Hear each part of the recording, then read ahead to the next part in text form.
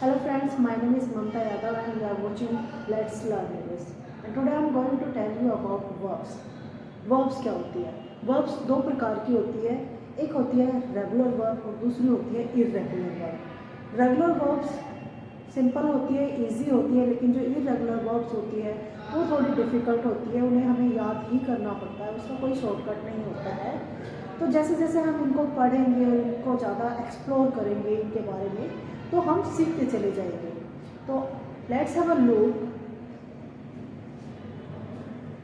Verbs. Verbs क्या होती है? वर्ब्स होती है क्रिया, मीन्स एक्शन वर्ब भी हम इसको कह सकते हैं. जो भी काम हम करते हैं वो क्रिया होती है. इस समय मैं पढ़ा रही हूँ तो पढ़ाना एक क्रिया है. और एक हिंदी में इसकी पहचान होती है जब हम क्रिया करते हैं, लाइक पढ़ाना, पढ़ाना, नाना नाना नाना पीछे आता है सेंटेंस में. तो ये भी एक पहचान होती है क्रिया या वर्ब्स को पहचानने की. मैं पढ़ा रही हूँ, पढ़ाना क्रिया है. इसी तरह से मैं खेल रही हूँ, मैं सो रही हूँ. खेलना, सोना, पढ़ना, गाना, काम करना, नाचना, ये सब क्या है? क्रियाएं हैं. तो इनमें से कुछ क्रिया वर्ब्स के बारे में आज मैं आपको बताने वाली हूँ और उनका हिंदी मीनिंग भी बताऊंगी. और उसकी फर्स्ट फॉर्म. वर्ब्स की 3 फॉर्म होती है, base form, past and past participle, और चौथी होती है प्रेजेंट पार्टिसिपल. ओके, तो लेट्स हैव अ लुक. कम. कम का मतलब होता है आना. इसके बेस फॉर्म होती है कम, पास्ट फॉर्म होती है के, पास्ट पार्टिसिपल होती है कम, और प्रेजेंट पार्टिसिपल होती है कमिंग. Next is go. जैसा कि आप जानते हो, गो का मतलब होता है जाना, लेकिन जब वर्ब की बात आती है तो इसकी 3 फॉर्म होती है. फर्स्ट होती है go, second went, third gone and fourth going. Next से. से का मतलब होता है कहना और बोलना. इसकी फर्स्ट फॉर्म, बेस फॉर्म जो होती है से, second form said, said, saying. Next is tell. Tell का मतलब होता है बताना.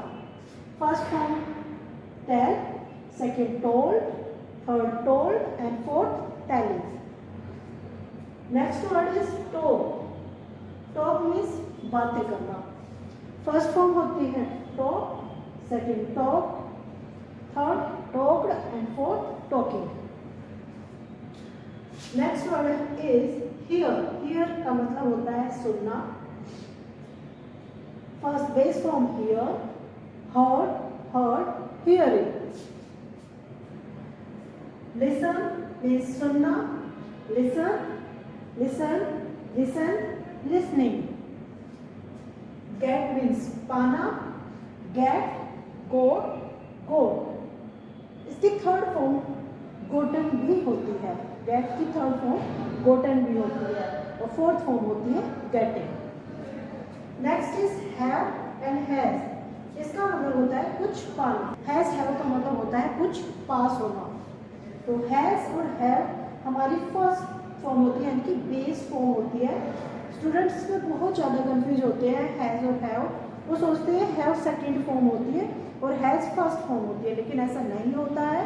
हैज़ और हैव फर्स्ट फॉर्म होती है और इनकी सेकंड फॉर्म हैड और थर्ड फॉर्म भी हैड होती है और fourth form heavy. Next word है हमारे पास नो. नो का मतलब होता है जानना. No, knew, known. नो को हम आईएनजी फॉर्म में यूज नहीं करते, इसलिए मैंने इसकी आईएनजी फॉर्म नहीं लिखी है. आप लिखना चाहो तो ऐड कर सकते हो, knowing. Next word is like. Like का हिंदी मतलब होता है पसंद करना. Like, like, like, liking. Love. Love का हिंदी मतलब होता है बहुत पसंद करना. Love, love, love, loving. Next is leave. Leave का मतलब होता है जाना या फिर छोड़ना. Leave, left, left, living. Next is do. Do का मतलब होता है करना. स्टूडेंट्स बहुत ही ज़्यादा कंफ्यूज होते हैं डू को लेकर. डू एक हेल्पिंग वर्ब भी होता है और डू एक एक्शन वर्ब भी होता है। तो यहाँ पर मैं एक्शन वर्ब के बारे में बता रही हूँ, ना कि हेल्पिंग वर्ब के बारे में। यहाँ पर जो डू है वो हमारा एक्शन वर्ब है, इसका मतलब होता है करना, कोई काम करना। तो इसकी base form do, did, done and doing. Next is need. Need भी बहुत ही कंफ्यूजिंग वर्ड होता है। इसका हिंदी मतलब होता है जरूरत होना या फिर चाहना।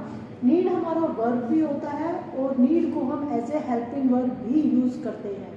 तो कंफ्यूज होने की बिल्कुल भी जरूरत नहीं है। जब एक्शन वर्ब के रूप में यूज किया जाएगा, क्रिया के रूप में जब नीड का यूज किया जाएगा तो वो एक्शन वर्ब होगा। और मॉडल्स के बारे में मैं आगे आने वाली वीडियोस में बताऊंगी, तो आपका नीड का कॉन्सेप्ट भी क्लियर हो जाएगा वहाँ पर। अभी सिर्फ आपको समझना है need as a action verb. इसका मतलब होता है जरूरत होना या फिर चाहना। Need, needed, needed, needing. Want also चाहना, इसका मतलब चाहना होता है। Want, wanted, wanted. थिंक सोचना, think, thought, thought, thinking. Take लेना, take, took, taken, taking. Give देना, गिव, गेव, गिवन, गिविंग। अब ये हमने सारी एक्शन वर्ब्स देखी थी। ये सारे क्या है हमारे वर्ब्स हैं जिनको हम एक्शन वर्ब भी कहते हैं। अब हमने दो प्रकार के एक्शन वर्ब्स देखे, रेगुलर और इरेगुलर। रेगुलर कौन से होते हैं? जिनके पीछे एंड में ईडी लगाया जाता है, उनको हम बोलते हैं रेगुलर वर्ब। जैसे कि हमने यहाँ पे देखा like, like, love, loved, loved. ये हमारी रेगुलर वर्ब्स है क्योंकि इनमें हमें ज़्यादा कुछ नहीं करना होता है। इनके पीछे ईडी लगाकर इसकी सेकंड और थर्ड फॉर्म को बना दिया जाता है। लेकिन जो इरेगुलर वर्ब्स होती है थोड़ी सी डिफिकल्ट होती है, तो आप मेहनत करोगे तो हो जाएगा। जैसे कि मैंने यहाँ पे कुछ इरेगुलर वर्ब्स लिखे। नो, नो का मतलब होता है जानना। इसकी जो सेकंड फॉर्म है बिल्कुल इससे डिफरेंट है। देखो, जो हमने रेगुलर वर्ब देखी थी उसमें ईडी लगाए थे, लेकिन यहाँ पर ईडी नहीं लगा हुआ है। Knew, know, knew, known. ऐसे वर्ब्स को हम बोलते हैं इरेगुलर वर्ब्स। लीव हमारी एक इरेगुलर वर्ब है जिसमें हमने लेफ्ट लिखा है। डू भी हमारी इरेगुलर वर्ब है। Do, did, done. इसी तरह से हमारा think, thought, take, took, taken and give, gave, given. ये हमारी थी इरेगुलर वर्ब्स। इसमें लाइक और लव ये रेगुलर वर्ब है।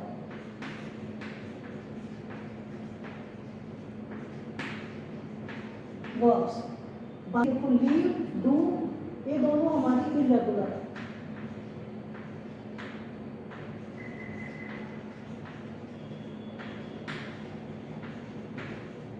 लीव और डू इरेगुलर है। थिंक, टेक और गिव ये भी हमारी इरेगुलर वर्ब्स होती है।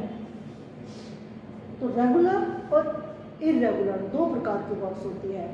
तो आई होप गाइस आपको ये वर्ब्स, एक्शन वर्ब्स के बारे में कुछ समझ आया होगा। मैं इसे अगली आने वाली वीडियो में लेकर आऊँगी। तो जब तक मैं नेक्स्ट वीडियो को लेकर आती हूँ तब तक आप इनको लर्न करिए, इनकी हिंदी मीनिंग और इनकी फर्स्ट, सेकेंड और थर्ड फॉर्म को याद करने का ट्राई करिए। Alright guys, I hope you must have liked this sessions. If you like this session, so like and share.